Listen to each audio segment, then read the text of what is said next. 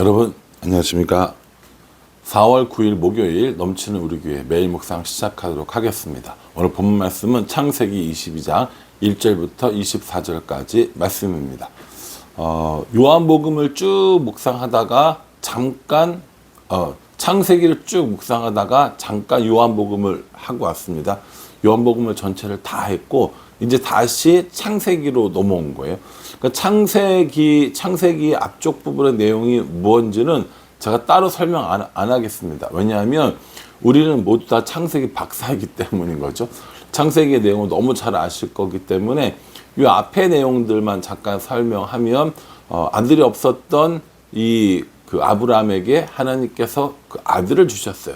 그 아들이 그 하갈의 아들이었던 이스마엘과 또 다툼도 있어서 하갈과 이스마엘은 지금 쫓겨난 상태입니다. 그러니까 이 집안에 아브라함 집안에 유일한 상속자로 남아있는 아들은 누구라는 거예요? 이삭밖에 없었습니다. 그렇죠? 그러니까 100세의 아들을 얻었어요. 그 아들이 얼마나 귀한 아들이었겠습니까? 뭐 귀한 정도를 따지면 말할 것도 없겠죠. 그 이삭을 오늘 하나님께서 어떻게 하라고 말씀하시느냐? 2절에 보면 여호와께서 이르시되 내 아들 내 사랑하는 독자 이삭을 데리고 모리아 땅으로 가서 내가 내게 일러준 한 산 거기서 그를 번제로 드리라 이렇게 얘기합니다. 이제 이 이야기가 사실은 우리 다 많이 아는 얘기니까 자세하게 설명 안 하겠습니다. 내용은요. 뭐라고 말씀하시냐면은 내 아들 내 사랑하는 독자 이삭이라고 얘기합니다. 하나님께서 이거 굉장히 강조하신 것이죠. 아브라함이 처음에 이 고향 땅을 떠날 때 이렇게 얘기합니다. 본토, 친척, 아비 집을 떠나라 이렇게 얘기하거든요. 그러니까 떠나라는 거예요. 근데 어딜 떠나라고 해요? 본토, 친척, 아비 집 하면서 다 사실 따지면 같은 말이란 말이에요. 그걸 3번 강조하면서 완전히 떠날 것을 이야기하는 그런 문학적인 표현이라고 할까요? 그런 거란 말이에요. 하나님께서 뭐라고 얘기하시냐면은 내 아들, 내 사랑하는 독자 이삭 이렇게 얘기합니다. 이삭이라고 이야기해도 다 알아들을 건데 거기다 굳이 뭐라고 하냐면은 내 아들, 내 사랑하는 독자 그게 누구라는 거예요? 이삭이라고 하면서 3번 또 이야기해 주시는 것을 볼 수 있습니다. 그러니까 하나님도 알고 계시는 거예요. 아브라함의 아들이고 아브라함이 사랑하는 독자고 그 사람이 이삭이라는 걸 하나님도 다 아신다라는 거예요.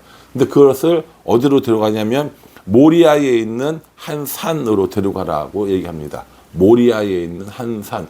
그 모리아 땅에 있는 한 산이 지금으로 따지면 어디냐면요. 예루살렘이고 그 아브라함이 그렇게 이삭을 번제로 드리고 했던 곳이 오늘날 예루살렘 성전이 있는 그곳이라고 우리는 알고 있습니다. 그렇게 알려져 있죠. 모리아 땅으로 가서 어떻게 하라냐면 번제를 드리라는 거예요. 이게 번제를 드리라는 게 참 이게 좀 이게 사태가 아주 심각한 겁니다. 번제는 어떻게 드리냐면요. 일단 동물을 죽여야 돼요. 제물을 죽여야 됩니다. 죽여서 배를 갈라서 창자랑 내장을 다 빼내고 피를 가져다가 이렇게 드리는 제사가 번제란 말이에요. 근데 기본적으로 하나님께서는 사람을 번제로 받으시는 일은 없습니다. 그런 건 금지하셨고 안 된다고 하셨어요. 물론 이제 나중에 모세 시대 때 나오는 이야기이긴 하지만 어쨌든 하나님이 이 사람을 받으시지는 않는단 말이에요. 그런데 이 이스라엘 그 아브라함을 향해서 이삭을 번제로 드려라 이렇게 얘기한 거예요. 그럼 제가 만약에 아브라함이면 저는 하나님한테 물어볼 것 같아요. 하나님은 원래 사람을 제물로 받으시지는 않으시잖아요. 라고 물어봤든지 아니면 하나님 줬다 뺏는 게 어딨어요? 라고 물어보든지 이런 여러 가지를 물어볼 것 같은데 아브라함이 어떤 얘기를 했는지는 아무것도 기록되어져 있지 않습니다. 이 내용을 사라와 같이 공유했는지도 기록되어져 있지 않습니다. 그리고 그냥 그날 아침에 두 종과 이삭을 데리고 아침 그것도 일찍에 길을 나서는 겁니다. 길을 나서는데 뭐 제사를 드리고 올게 하면서 간 거죠. 근데 가다 보니까 이 이삭이 물어보는 거예요. 아버지, 나무도 있고 뭐 불도 있고 다 있는데 왜 제물로 드릴 양은 없습니까? 라고 물어보는 것이죠. 이 이야기를 들었을 때 아브라함 마음이 어땠을까 싶으면 참 말도 못하겠고, 그렇죠. 이 얘기를 어떻게 아들한테 합니까? 그런데 이 아브라함이 뭐라고 이야기하냐면 몇 절이냐면 7절이요. 이삭이 그 아버지 아브라함에게 말하여 이르되 내 아버지여 내 아버지 하니 그가 이르되 내 아들아 내가 여기 있노라. 이삭이 이르되 불과 나무는 있거니와 번제할 어린 양은 어디 있나이까. 8절에요. 아브라함이 이르되 내 아들아 번제할 어린 양은 하나님이 자기를 위하여 친히 준비하시리라 하고 두 사람이 함께 나아가서 이렇게 얘기합니다. 물어보는 거예요. 아버지 불도 있고 나무도 있는데 번제할 어린 양은 어디 있어요? 라고 물어보니까 뭐라고 대답한다고요? 하나님께서 친히 준비해 주실 거야 라고 이렇게 얘기하는 거죠. 여러분 참 그 아브라함의 마음이 어땠을까라는 생각을 한번 해보게 되는 거죠. 여러분들은 어땠을 것 같습니까? 아브라함의 마음이 어땠을 것 같으세요? 그래서 이 지시할 땅으로 가요. 그리고 그 산으로 갑니다. 이 종들은 산 아래 두는 거죠. 만약에 종들같이 같이 갔으면 아브라함이 이삭을 죽이려고 할 때 종들이 말렸을 거 아닙니까? 분명히. 그러니까는 종들도 멀리 두고 아브라함하고 이삭만 딱 갑니다. 그래서 번제를 드릴 채비를 다 하는 거죠. 다 하고 어떻게 합니까? 제단을 쌓고 나무를 벌려놓고 그 위에다가 이삭을 결박해서 거기다가 묶어두는 거예요. 이삭이 반항하고 몸부림칠까 봐. 이삭은 이미 이때 청소년이거나 청년의 나이가 됐을 거라고 생각을 합니다.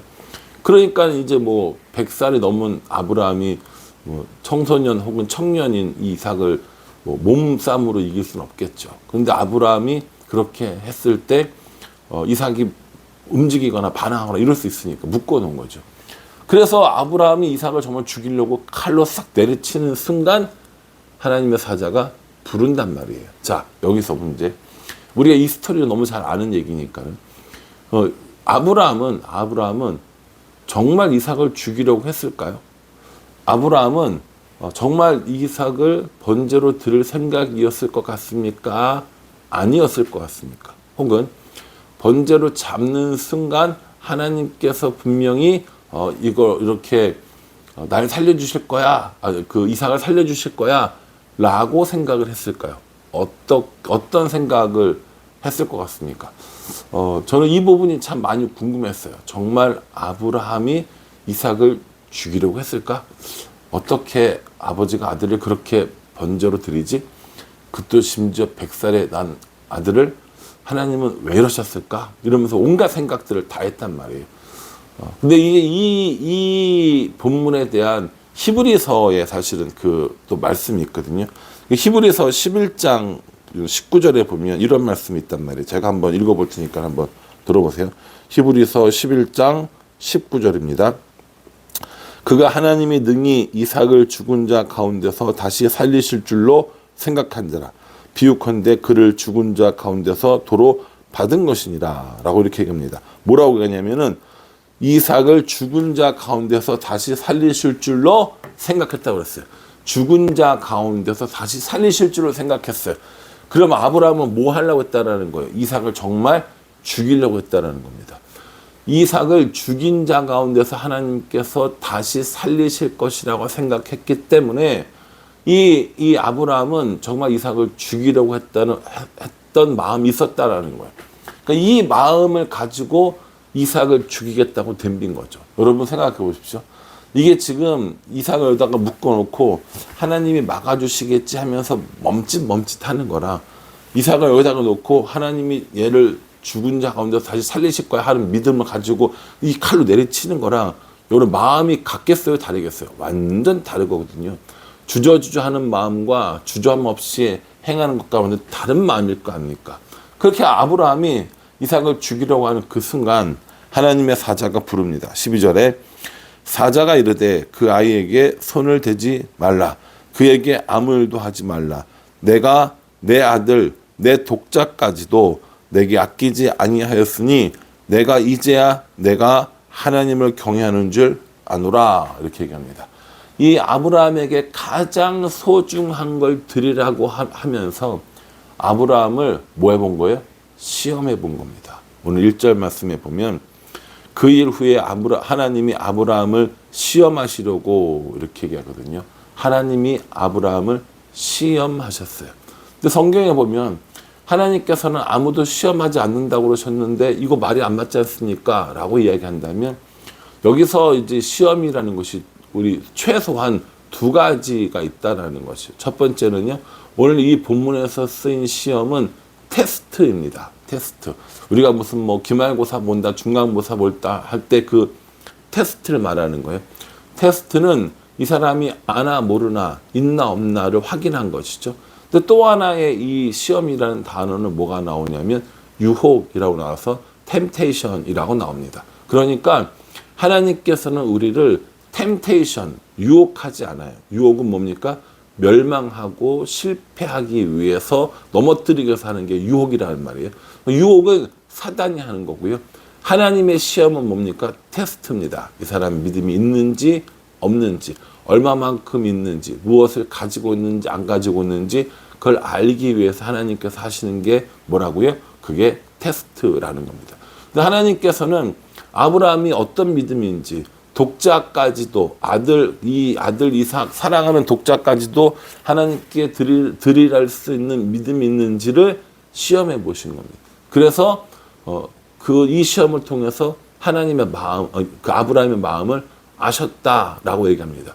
그리고 그 시험을 통과하니까 어떤 일이 벌어지느냐? 17절에 내가 내게 큰 복을 주고 내 씨가 크게 번성하여 하늘의 별과 같고 바다의 모래와 같게 하리니 내 씨가 그 대적의 성문을 차지하리라. 이렇게 얘기합니다. 하나님께서 모든 것들을 다 아셨어요. 이삭을 드릴 만큼의 이 모든 믿음이 있다는 걸 아시고 하나님께서 아브라함에게 주시겠다고 하는 그 복을 다시 한번 확인해 주십니다. 우리는 이 사건을 통해서 이삭을 드린 아브라함, 그리고 이삭을 대신할 재물을 예비해 두신 하나님, 그래서 여호와 이레 하나님이라고 부르죠. 그곳을 여호와 이레라고 부르면서 여호와 이레의 뜻은 하나님께서 준비하신다라는 의미를 가지고 있단 말이에요. 여호와 이레 하나님께서 아브라함의 길을 예비해 주셨고 이삭의 길을 예비해 주신 이야기가 오늘 본문의 말씀인 겁니다. 그러면 우리가 아브라함의 이런 이삭의 길을 다 예비해 주신 하나님이시면, 아브라함의 하나님이 우리가 믿는 하나님과 동일한 하나님이면 하나님께서 여호와 이레 하나님이셔서 나의 길도 우리의 길도 예비해 주셔야 하는 거 아닙니까? 여러분들 이걸 믿으십니까?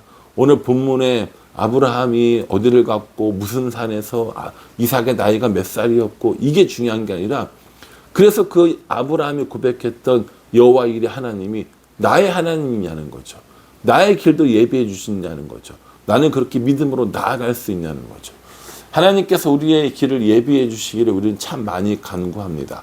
하나님께서 우리들의 삶의 길을 예비해 주시고 우리가 그 길로 걸어가기를 참 많이 간구합니다.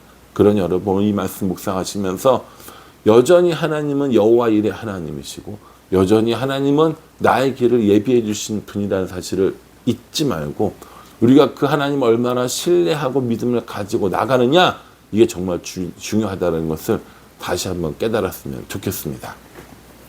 이 사건 이후에 나홀의 아들들 뭐 쭉 얘기 나오고 족보가 나오거든요.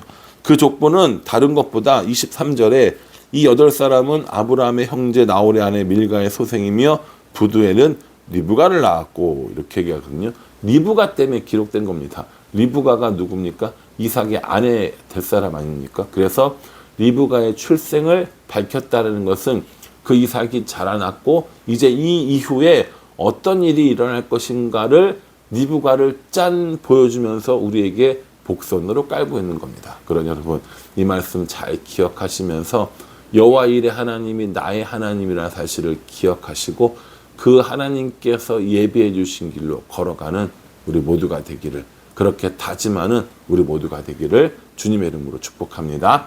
기도하겠습니다. 하나님, 요한복음을 마치고 다시 창세기를 묵상합니다.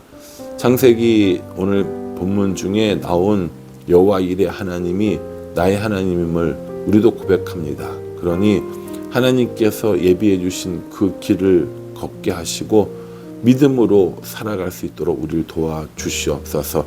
여호와 일의 하나님과 날마다 동행하며 살기를 소원하오니 우리 인도하여 주시옵소서. 예수님의 이름으로 기도합니다. 아멘.